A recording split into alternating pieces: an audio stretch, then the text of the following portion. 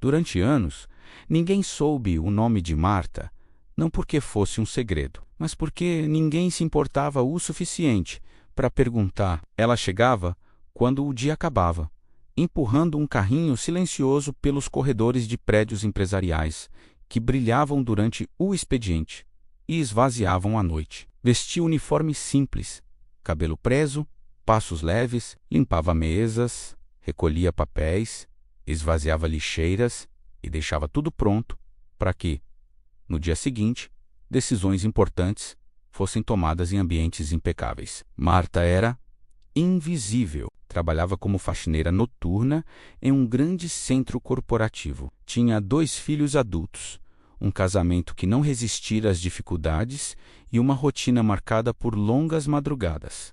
Dormia pouco, comia rápido e seguia. Nunca reclamou, a vida não lhe oferecera espaço para isso. Aprendera cedo que estabilidade vinha da constância, não do reconhecimento. O que ninguém imaginava é que Marta observava tudo. À noite, os prédios se tornavam lugares estranhos. Salas de reunião ainda guardavam quadros com anotações estratégicas.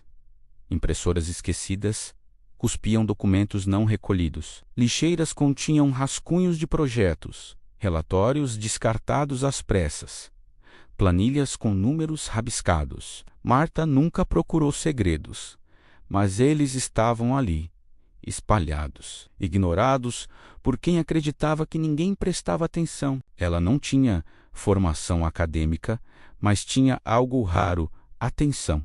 Enquanto limpava, lia sem querer. Reconhecia padrões, entendia contextos. Não compreendia todos os termos técnicos, mas captava a lógica. Ao longo dos anos, percebeu como decisões tomadas em salas fechadas mudavam destinos de empresas inteiras. Viu estratégias darem errado, fusões fracassarem, ideias brilhantes serem descartadas por vaidade ou disputa de poder. Marta não comentava nada com ninguém. Não era curiosidade maldosa, era sobrevivência. Sabia que aquele conhecimento não lhe pertencia oficialmente. Guardava tudo apenas na memória, como quem assiste a um filme sem ser convidada a participar. Certa noite, algo diferente chamou sua atenção. Um conjunto de documentos havia sido deixado sobre uma mesa grande, em uma sala usada apenas por executivos. Não era comum. Marta percebeu que se tratava de um plano de reestruturação. Leu com cuidado enquanto limpava ao redor. Reconheceu nomes de setores, cargos, cortes, previstos. Entre as informações, algo a incomodou profundamente. Havia números inconsistentes, projeções irreais, decisões baseadas em dados incompletos. Não era apenas uma estratégia agressiva. Era um erro grave. Marta não era especialista, mas sua experiência prática lhe ensinara a reconhecer quando algo não fechava. Aquilo não fecharia. Nos dias seguintes, novos documentos apareceram. Marta começou a conectar as informações. Entendeu que aquela decisão, se executada, não apenas prejudicaria funcionários, mas colocaria a própria empresa em risco. O problema era maior do que ela imaginara. Havia interesses cruzados, pressa, vaidade. Tudo isso ficava evidente nas anotações deixadas para trás. Marta sentiu um conflito interno. Ela não tinha poder, não tinha cargo, não tinha voz. Interferir parecia impossível. Ignorar, porém, parecia errado. Pela primeira vez em muitos anos, sentiu que sua invisibilidade a colocava em uma posição perigosa. Ela sabia demais e não podia fingir que não sabia. Durante semanas, refletiu em silêncio. Continuou limpando, observando, juntando peças. Não guardava documentos, não copiava nada. Apenas entendia. Seu medo não era ser descoberta, mas fazer algo errado. Marta nunca fora de arriscar. A vida já lhe cobrara demais. A virada veio quando encontrou um relatório descartado que confirmava suas suspeitas. Um estudo interno, feito por uma equipe técnica, havia apontado exatamente os riscos que ela intuía. O relatório fora claramente ignorado. Marta percebeu que alguém havia escolhido avançar mesmo sabendo das consequências. Aquilo deixava de ser apenas erro. Era negligência. Ela sabia que, se aquela decisão fosse executada, centenas de pessoas perderiam o emprego, investimentos seriam destruídos e a empresa poderia não sobreviver. Tudo isso por escolhas feitas sem responsabilidade. Marta sentiu algo que não sentia há muito tempo: indignação. A decisão de agir não foi impulsiva. Foi silenciosa e cuidadosa, como tudo em sua vida. Marta sabia que não podia se expor. Não podia simplesmente aparecer e alertar ninguém. Ninguém acreditaria nela. Precisava encontrar outra forma. Lembrou-se de algo importante. Um dos executivos mais antigos da empresa costumava ficar até tarde algumas noites. Era conhecido por ser técnico, metódico, pouco dado a jogos políticos. Marta já o havia visto várias vezes revisando documentos sozinho. Sabia que ele tinha influência real e sabia também que ele valorizava dados. Marta escreveu, não um e-mail formal, não uma denúncia direta. Escreveu uma carta simples, objetiva, sem se identificar. Não mencionou como sabia das informações.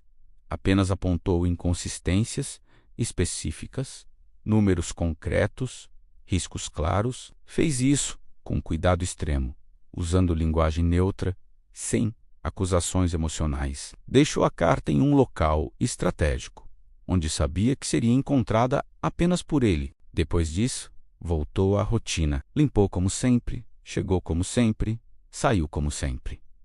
Não esperava resposta, não esperava reconhecimento. Esperava apenas ter feito o possível. Os efeitos começaram a surgir de forma lenta, quase imperceptível. Reuniões extraordinárias foram marcadas. Documentos começaram a desaparecer mais rápido das mesas.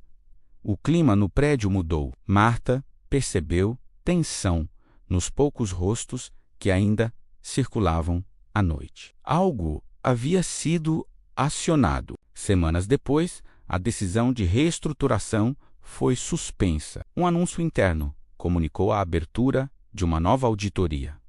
Projetos foram revistos, lideranças questionadas. Não houve escândalo público imediato, mas a engrenagem havia sido interrompida. Marta observava tudo à distância. Continuava invisível. Ninguém a procurou. Ninguém suspeitou. E isso era exatamente o que ela queria. O desfecho veio meses depois. Mudanças profundas aconteceram na empresa. Alguns executivos deixaram seus cargos. Outros foram realocados.